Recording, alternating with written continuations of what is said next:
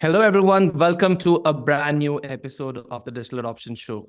And we've been hosting a lot of top minds from L&D, HR, tech, and whatnot in this Future of Work and Technology Focused podcast. And I'm your host, Gokul Suresh, Global Head of Growth and Field Marketing at Whatfix. And today I have yet another guest with a lot of insights into the most buzzword ultimately, which is their AI, right? So we're going to talk about the future of learning tech stack with the rise of AI. I have Ashwin Mehta alongside with me. And Ashwin, welcome to the podcast. Thank you for having me. So we got some fantastic questions lined up for you. We'll also be tackling that burning question in everyone's mind. Is the rise in AI a threat to your job?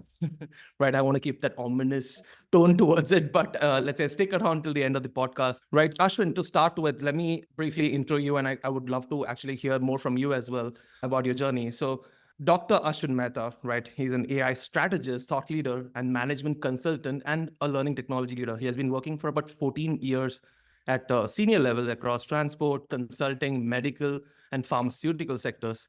And he holds an MBA and a PhD in learning technology adoption. And his experience includes data science, machine learning, and artificial intelligence. Right? Ashwin has led AI teams and learning teams and is also the founder of Methodology, right? Am I pronouncing that right? Methodology? Right. And that's his consulting practice, specializing in AI, innovation, and advanced technology in learning. Right. So, Ashwin, welcome again to the show. Couldn't be more excited for this conversation. What did I miss in the intro? So you didn't miss anything in the intro, but in terms of the story and how I got here, it's important to note that I started the L&D journey looking at workforce resilience. So I was looking at how frontline operations in medical research in sub-Saharan Africa could be made more resilient by having the right people with the right skills at the right time to enable research programs. And that's an important thread for the rest of what we're going to discuss, because effectively we in L&D are trying to enable companies to have the right resources available to enable competitive advantage in the marketplace. So it's important that we never lose that thread. But otherwise, the intro was amazing. Thank you for that. Awesome. Awesome. And I've been seeing you a lot on LinkedIn. I think ever since we connected, I see that you're in plenty of sessions, podcast, webinars and whatnot. And if you're watching this video, amazing guitars on your background, that's a constant too, right? So I see that you do a lot of jamming. Is that right? So is that how you manage your time? That's how I manage my creative output. So it's important not only to work, but also to have something that allows you to chill out and flex your brain. So that takes out the stress, and that's also a passion. So do you create music? What's music for you? I think we all like to think we create music, right? But music is the signal that you separate from the noise. So we all make noise on a day-to-day basis, and some of that noise, as you can tell right now, is communication. So we have language, and in that language we convey meaning. And hopefully we do the same, whether it's our voice that we're using or whether it's some other kind of instrument. The intent is to convey some kind of meaning, something that means something to me, and hopefully you hear it and it means something to you as well. So for me, that's music. It doesn't really matter what it is. Awesome. So I have a few more questions there to start with, to break the ice and to keep everything fun, right? So I have a quick rapid fire segment. We call it triple strike. All good, Ashwin? I have a few questions. I'll throw it to triple strike you pretty much. I'll start with the music piece itself. So if you could jam with any musician, living or dead, right, who would that be? And what's the song that you would play? So I'm going to go with Freddie Mercury, who was the lead singer of the band Queen. And Right. I wouldn't go with a song, because if we're jamming, we want it to be improv. We want it to be free flowing. But I think he would be an absolutely great person to jam with. Yeah, absolutely. I keep seeing the concerts even now, the ones which was recorded back there, and the way he grabs the crowd, it's just truly amazing. And you said you don't want to focus on any song, really? Nothing? Yeah. So the thing is, when you play with a band, and if you watch any band, they're behind the scenes kind of footage, and it's also through the teamwork, that every member of the band bounces off each other, and you do something that you couldn't do by yourself, right? It's through an education, it's zone of proximal development, the more knowledgeable other, the Vygotskian paradigm of education. But when you do this in a band situation, you want somebody who's going to push you to do something that you wouldn't have done otherwise. And that's why I say no particular song, because you don't know where it goes. Right. You need to feel it and just go for it, right? Yeah. Awesome. Yeah. All right. So on the second one, so Ashwin, if you could eat one food for the rest of your life, what would that be? I would probably go mutton curry and lettuce pasta. If it Interesting. was an ingredient, one Mhm. ingredient, I would probably go eggs because they're so versatile. Yeah, yeah. You can do so many things with it. So why the mutton curry? I mean, is that like to the roots, or is that something that you make really amazing, or how is that? So it's something when I was growing up, my father used to make this regularly, and my mother would make the pasta. So it's something that I remember my parents doing from a very young age. They would be in the kitchen, cleaning and cutting and then cooking mutton, and it has such a rich flavor. Getting all of that masala in there, so rich and spicy. And then, Hmm. of course, buttery breads to go with it is always amazing Why do you get the feeling that you want to make it today? because you just reminded me that I want. Awesome. Right. So the third question, again, it's about a lot in the conversation that will come across AI, right? So if you could automate one part of your life, whether it's doing laundry or finding the perfect guitar solo or getting everything in learning technology sorted, what would you have it handle? What would you have your AI handle, and why? So I saw this thing on Instagram a while ago. It was maybe 2, 3 weeks ago, and somebody had posted a picture that said, I wanted AI to do my laundry and my dishes so I could focus on creative writing and poetry and things like this, the human expression. And we've ended up in a slightly different scenario. I still don't have an automation service for doing my dishes or doing my laundry, but somehow we have AI tools that can write poetry and make paintings for us. I think I would want, as you've said, I would want it to take care of all the housework that I don't want to, the dishes, the laundry, that kind of thing. Yeah, I wouldn't say we are too far off from that. Elon Musk did launch the humanoid robots recently, right? And he's expecting it to do a lot of these things. I mean, it does require robotics as part of it rather than simply just AI. But yeah, I mean, maybe it'll come soon. Who knows? Yeah. Awesome. Awesome.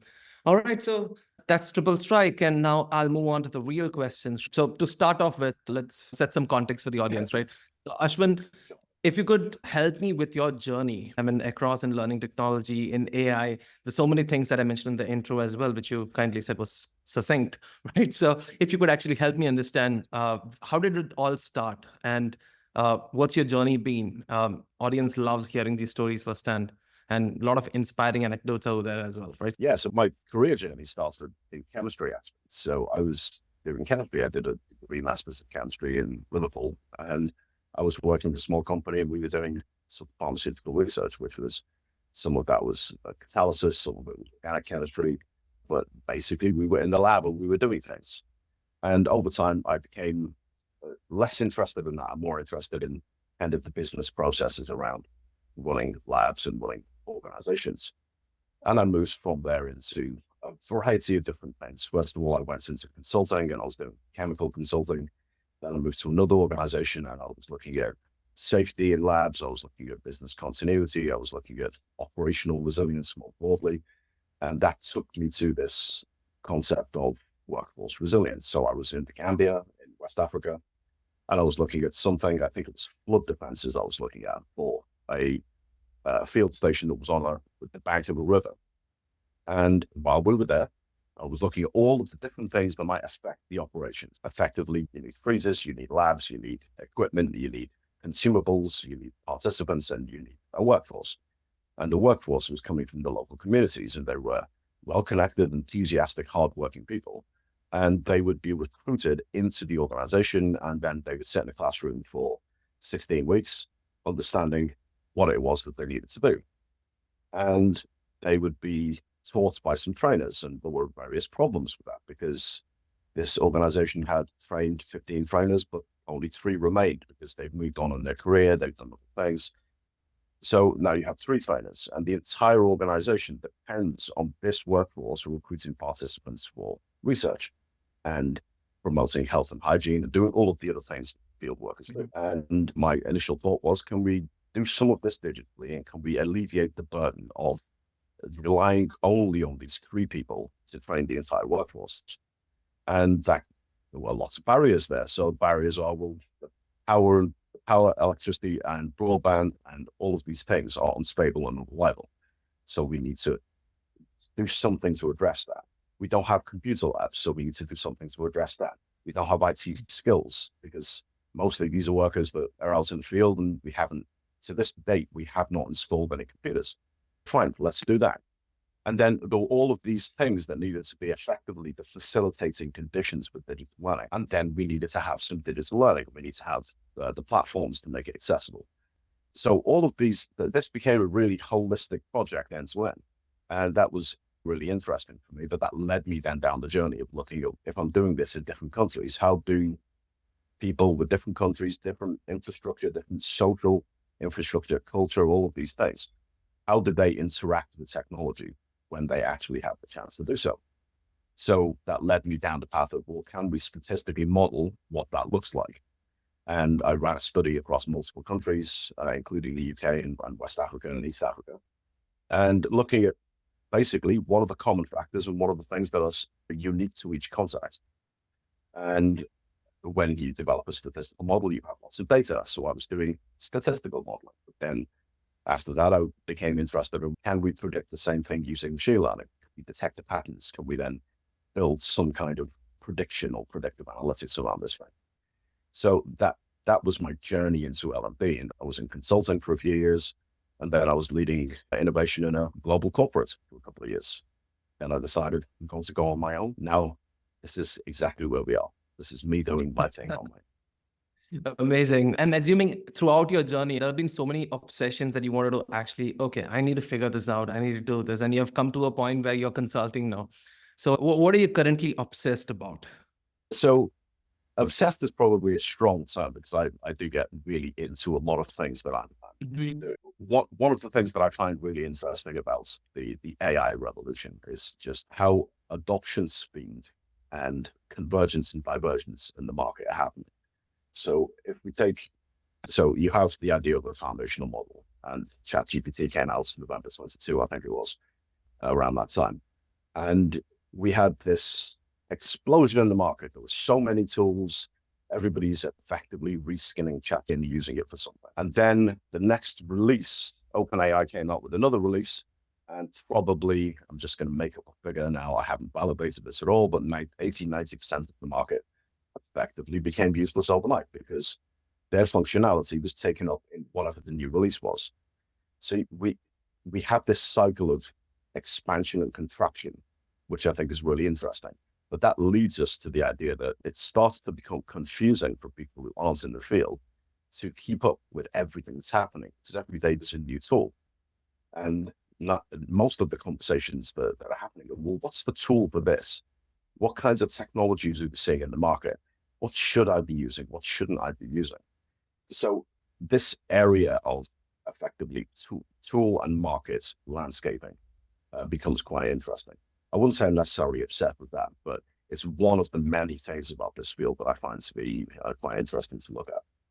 And that makes me think of, let's say, our audience uses a wide variety of tools, right? LMSs, learning experience tools, reporting tools, create tools, right? Even our tool, WhatFix, which is a digital adoption platform. All of this actually accentuates learning and development particularly. And AI is a brand new layer which is built on top of it, right? So how does that typical learning technology stack look like in today's business environment?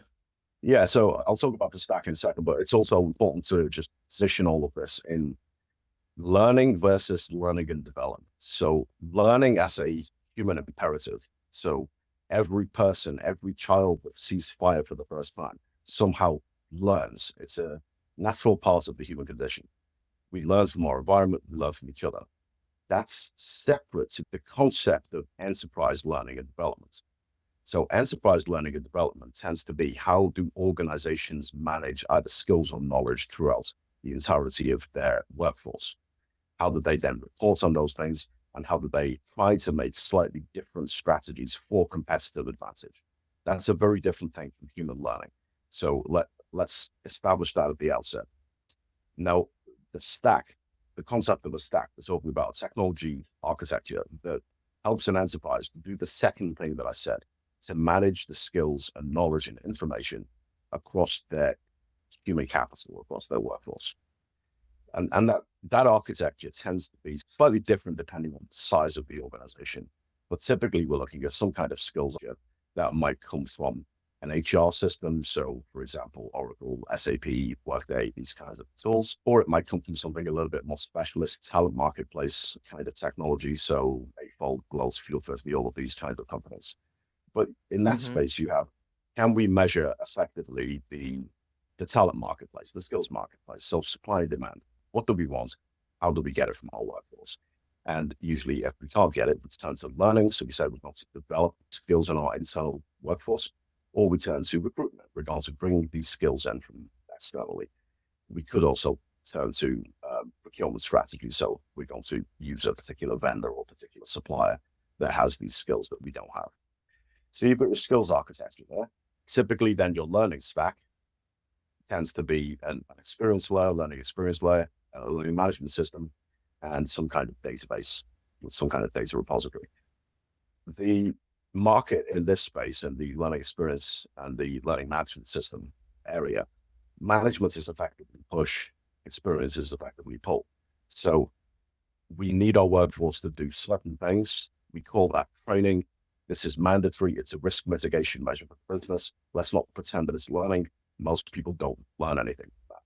But the organization says we have a tick box and we have satisfied some kind of requirement that we needed to fulfill. And so that's your management system. And you can push things to different people, different roles, and then you can validate the data effectively, click the button. The experience layer is slightly different. So that's people pulling from content repositories, content libraries. You might get LinkedIn Learning, Go One, these style of content libraries, which link into platforms like Degree, Edcast, Learning Pool, these kinds of things. And you get this ability to effectively the Netflix model. So this is where people who watch this content also watch this other content based on your prior history. Maybe you're interested in X, Y, and sometimes you get some skill architecture in there. But the Netflix problem also persists, which is you spend more time looking for things than you do watching things. So you get those couple of angles where your typical stack tends to be some kind of content library, some kind of experience layer that allows you to access content libraries, and some kind of push mechanism, things like training. All of that needs to be underpinned by data. So we talk about a typical L&D paradigm is learners access content on an infrastructure and that produces data. The interaction itself produces data. So you need some database structure to capture that content. I've just mentioned content. So you need usually some kind of technology to build digital learning content, whatever that looks like. You have the articulator solution that's kind of captivates it as well, where you can build SCORM packages and you can put those onto your push system and then make people do that. That's basically your typical stack. Now, in a large enterprise, depending on what large means, you usually have the productivity system. So Microsoft systems, for example, Teams and Office and all of these things as well. So we shouldn't ignore those because they're also a vital part of learning in the flow of work. So learning in the flow of work means I'm using Office systems and somehow there should be some learning right there, some kind of information, something that I can do. And this is where potentially AI tools or potentially digital adoption tools come in really handy because it's closer to the flow of work than I'm trying to learn something. So I'm going to go to a completely different platform with a completely different URL and potentially a different password. And I'm going to try and find some kind of content I can leverage in the thing that I'm doing over here on this screen. So as close as we can be to learning in the flow of work is ideal. And of course, the question arises then if enterprises are putting in all of this architecture and I want to learn how to, what's the formula for something in Excel? Probably I'm going to go to YouTube. Am I really going to go to this shiny, expensive architecture that my company has put in? So there's a point about value in there somewhere. Try and implement something that has value. And a lot of companies I see have sprawling technology landscapes. So I've got 25 LMSs and I've got 65 different content libraries, for all of which have got something ever so slightly different. And I've purchased Coursera and I've purchased this other thing, and all of these companies are examples, of course. But typically it's complex the bigger the business gets. But at its core, it's usually some kind of push, some kind of pull, and let's not forget some kind of share, so some kind of social learning, chat functionality, Slack, Teams. You can do these forums and some of the LXPs as well. When you have a complex system, of course, you need to think about APIs. So how does data flow through all of the systems? And we also have now the scary word of AI applications. So AI applications, some of these systems, of course, have AI functionality in them. So matching algorithms and skills or experience platforms. You might have AI assistants. You might have AI generated content. So all of these things are being woven into the fabric of a typical stack. But you also have standalone applications as well. These are the Synthesia, Colossian, Owl One for avatars. You have the Midjourney, DALL-E of this world of image generation. Then you have all the stable diffusion and all of these things for creating a few other things, runway, etc., etc. So all of these kind of content tools, they stand aside from the typical stack, but the outputs would need to go into the typical stack if they're going to be measured in some way as well. Yeah, definitely. That was very well put. And in fact, it made me think a lot of different aspects as well. Think about the entire landscape that you just mentioned. You've created such a complex and, let's say, sophisticated landscape for learning that there's possibilities of anything and everything. And out there, the consumers are expected to figure out what actually works for them. And there's possibilities. There's so many things that they could actually go into. And now comes AI, which actually makes them much more simpler, where the goal over there is, despite having so many things in the landscape, we ultimately want a co-pilot where we just type in, okay, how do I do this? And it gives me, fetches the answer and shows me there. So we made it so sophisticated and complex to ultimately come to a problem statement that we need to simplify it.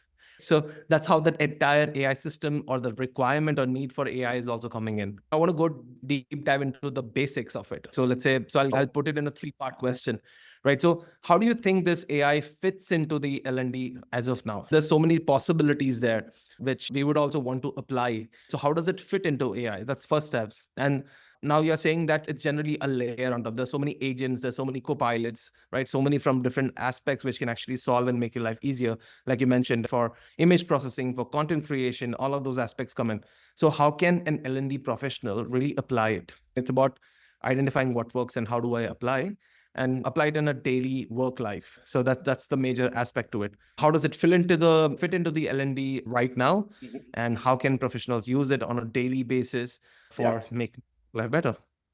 I guess we need to clarify what is an L&D profession, right? An L&D professional will be using things for effectively what is it in their sphere of influence, whatever they can influence themselves. And at every level, you've probably got designers and developers who are L&D professionals, right? You have managers who manage teams of these people who are incentivized to producing output that is probably batch output or some kind of asset workflow. So I produced 100 e-learning courses, now I'm going to produce 1,000, and everybody's going to praise me and everybody gets a bonus, etc. But then you have maybe strategists and people who want to cause some kind of transformation, thinking about better cognitive, behavioral, motivational outcomes for a business.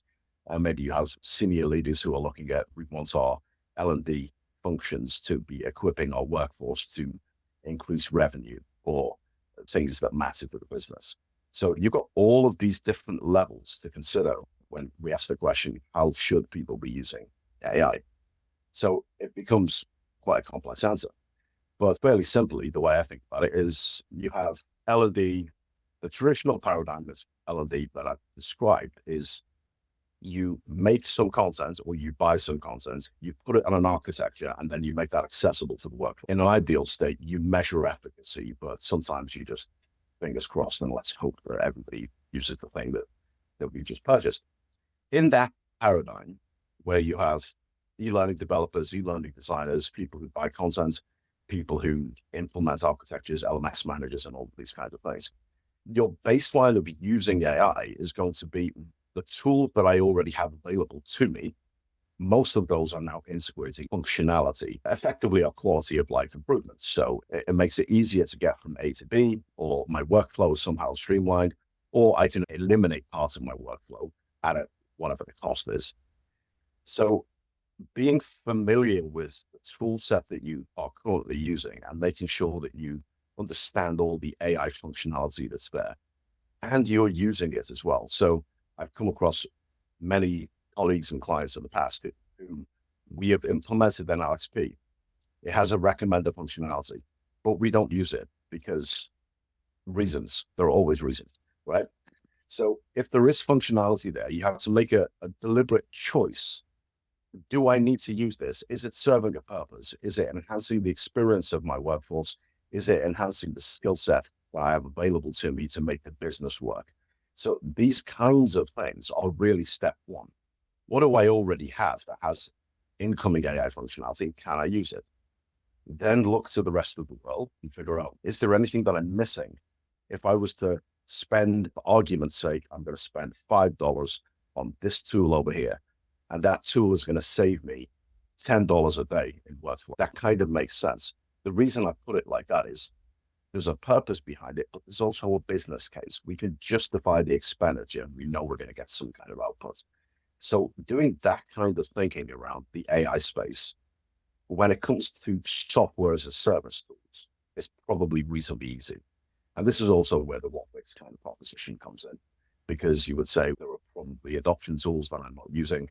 Is there a different way to surface information? And that takes you down the road thinking about adoption tool, but also thinking about co-piloting. Now, I wouldn't immediately say go to co-piloting unless you have a good handle on your data, because what you just said and what we know around some of these foundational models and the ways that we use things like co-pilots are you're surfacing information based on the data that you have to people who are going to use that information where they need it, which requires you to have the information in the first place. And data management starts to become really important. So is this an L&D question?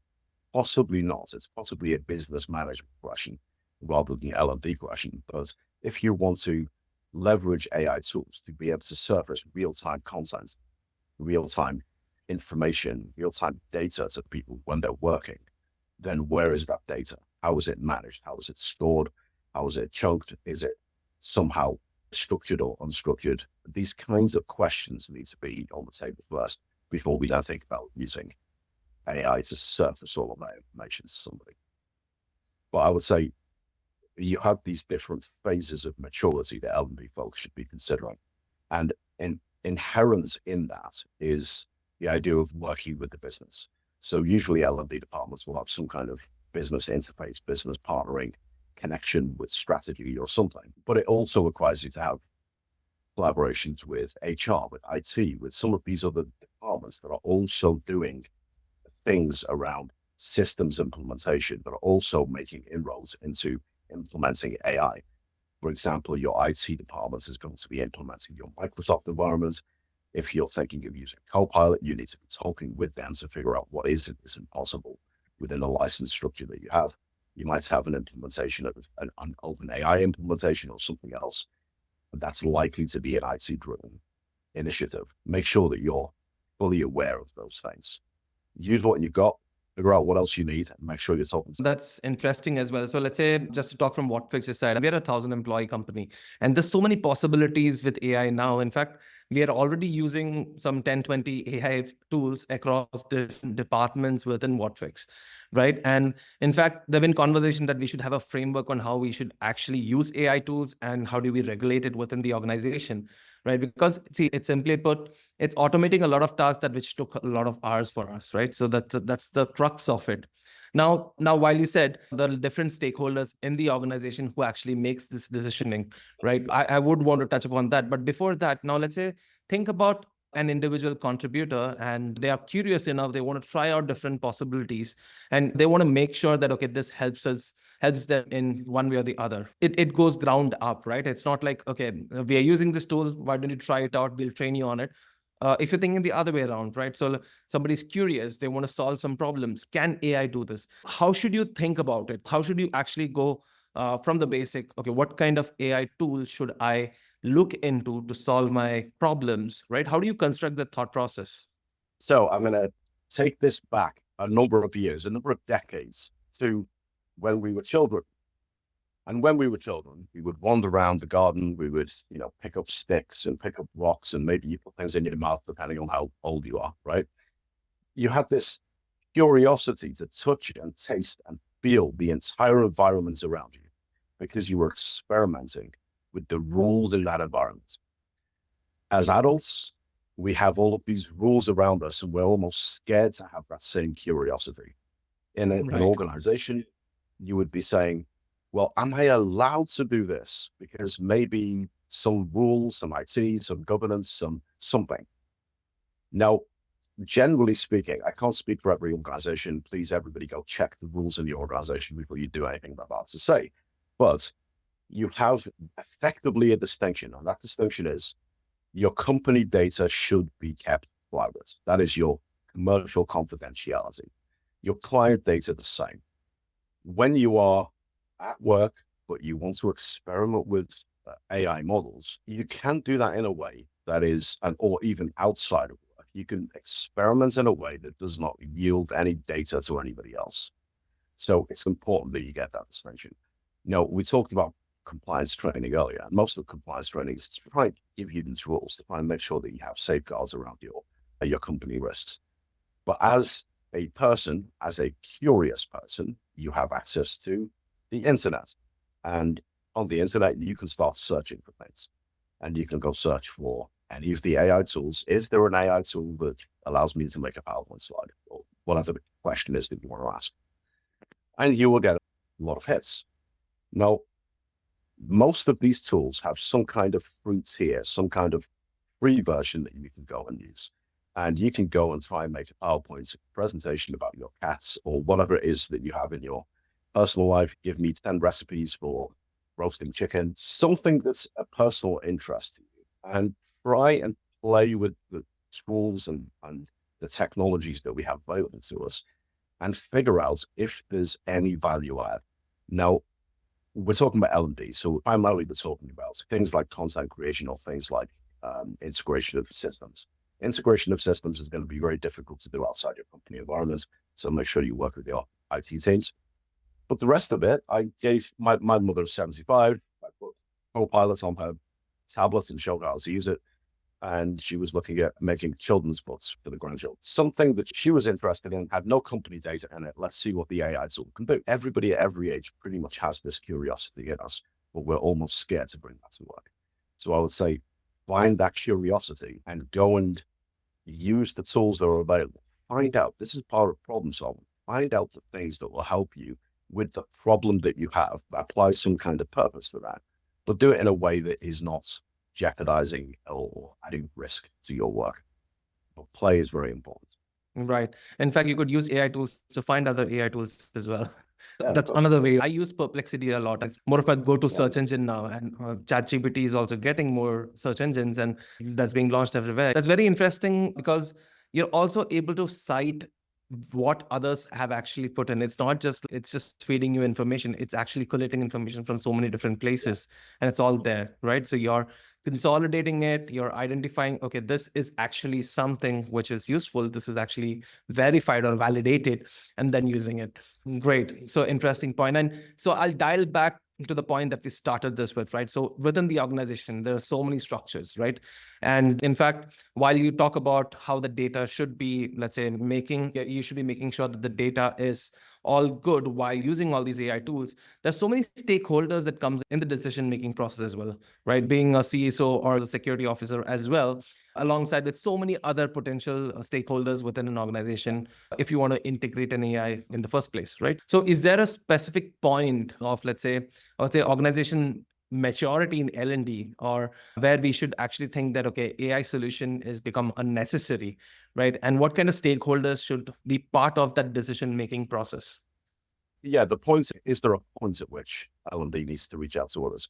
And the point really is around delegated authority or autonomy.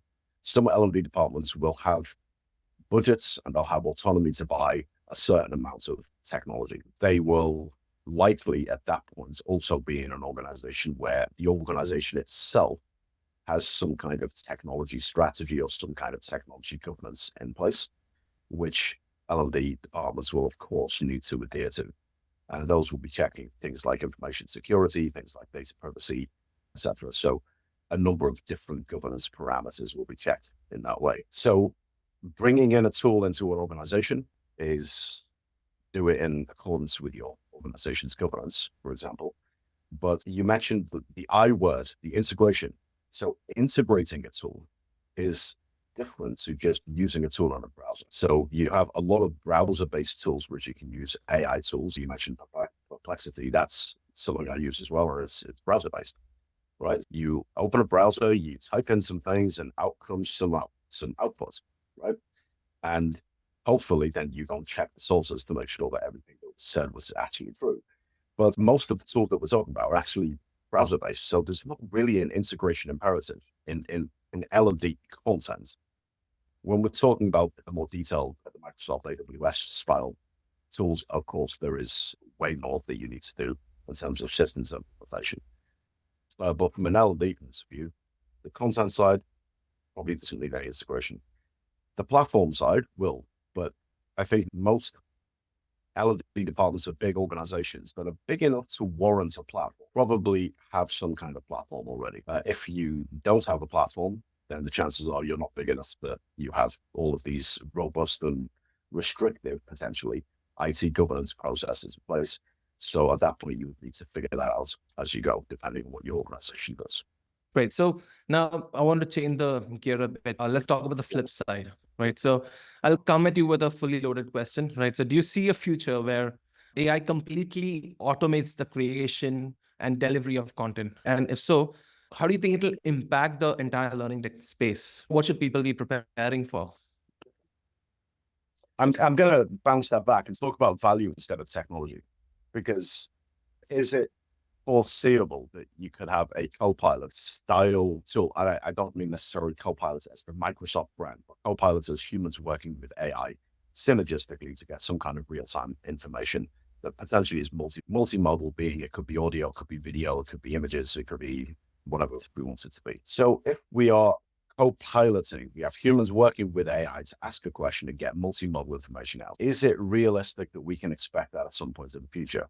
Yeah, that seems perfectly plausible. Given everything we've seen in the last couple of years, why would we not expect that to come? So is that a future that we can expect? Yes. Does that have an impact on recreating content? Probably it does.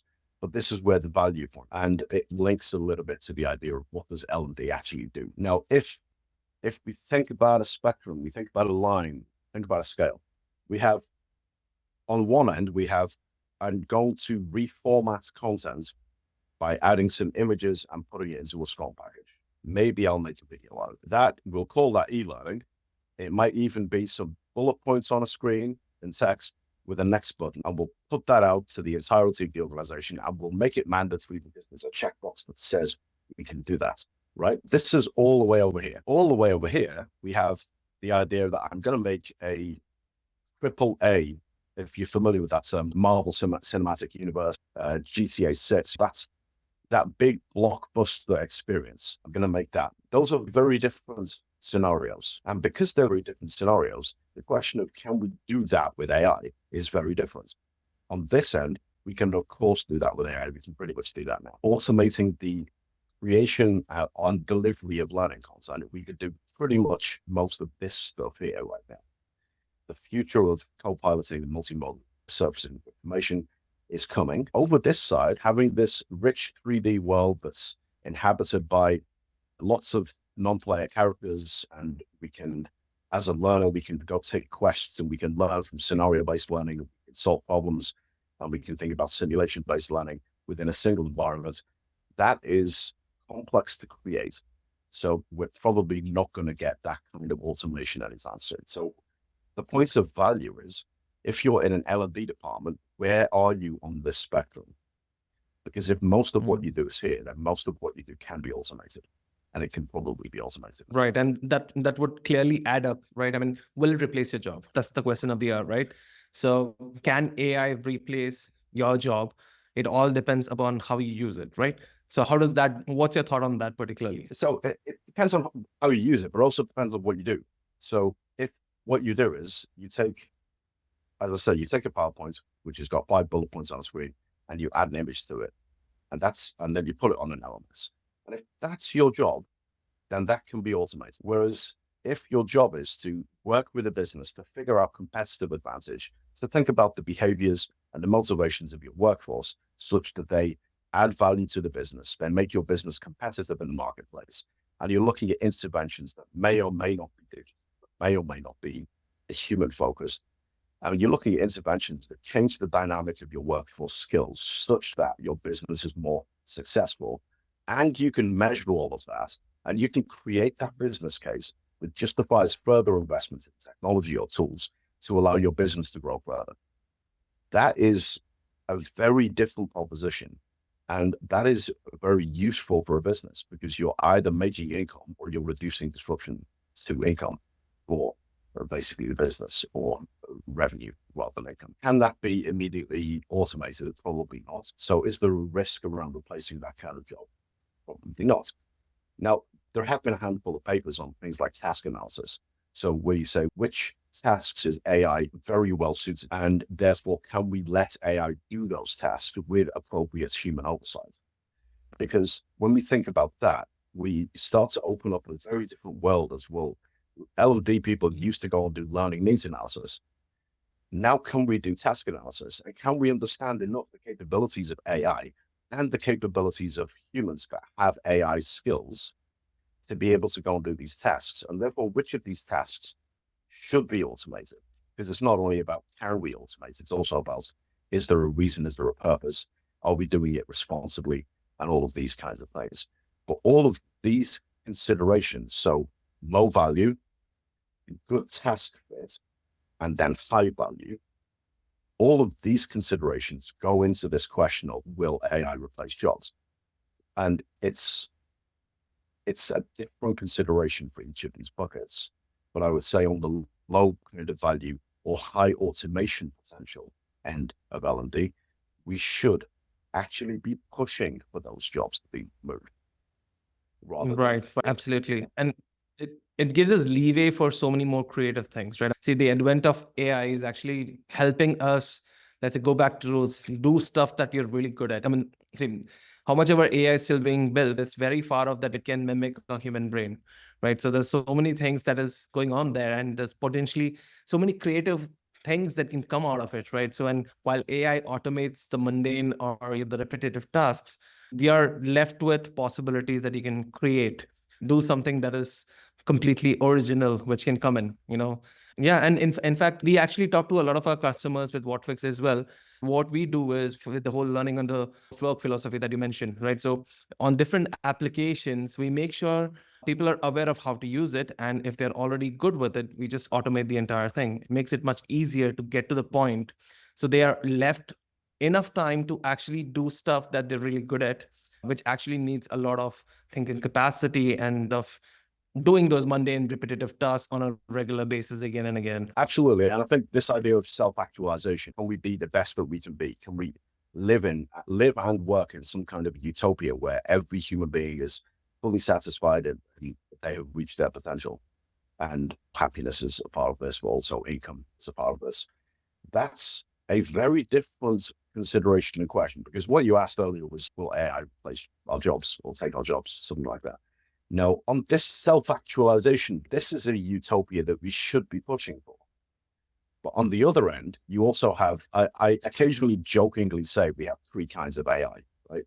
Now, type 1 AI is functional AI, machine learning, things that computers can do. The second type of AI is marketing, right? So we have, this is an AI-powered coffee cup. I would like to sell you this coffee cup. It's got AI in it, right? So this is AI used as a marketing term, right? Whether there's AI or not is irrelevant. Then the third type is we need, if we're restructuring, we're going to somehow reduce headcount. What's the thing we can say is the reason? And there's a cynical point in that. Workforces across the globe restructure up and down all the time. And sometimes there are reasons that are unknown to the workforce. Right now, it's possible that sometimes those reasons are AI without there actually being AI in them.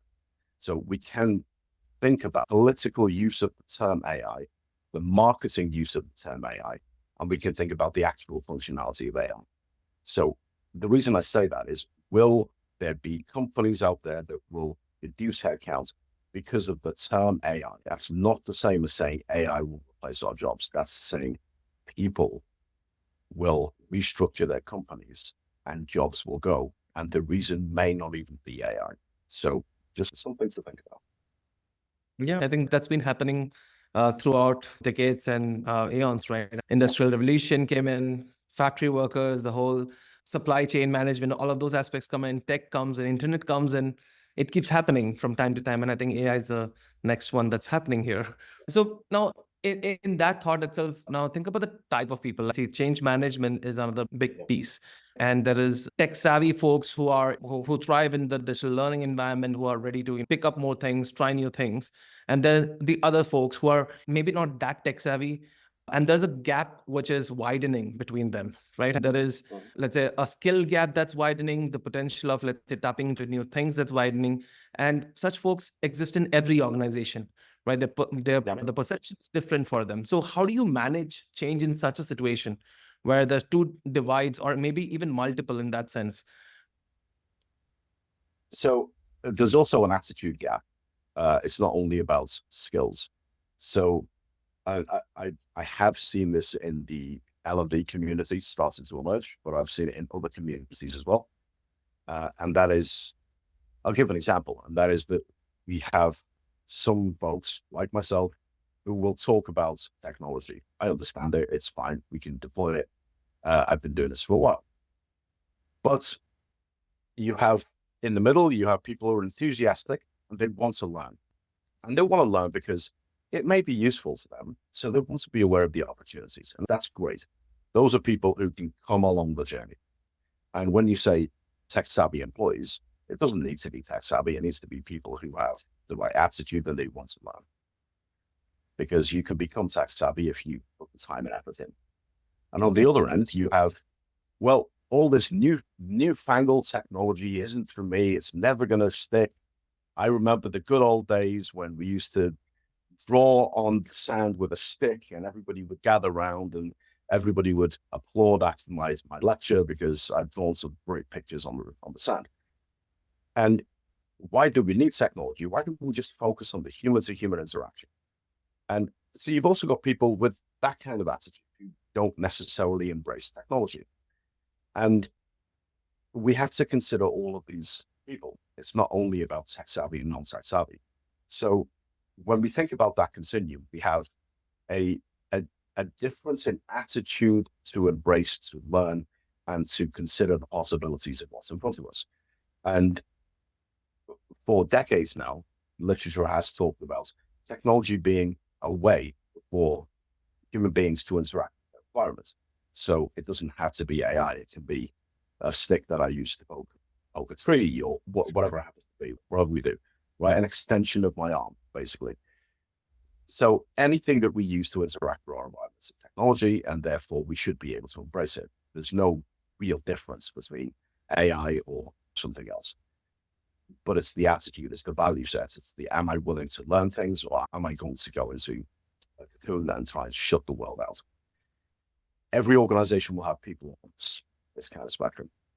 So when you talk about change management, it's almost a marketing push, and I don't see that much difference between marketing and L&D generally. We're trying to do things that produce a change in behavior, right?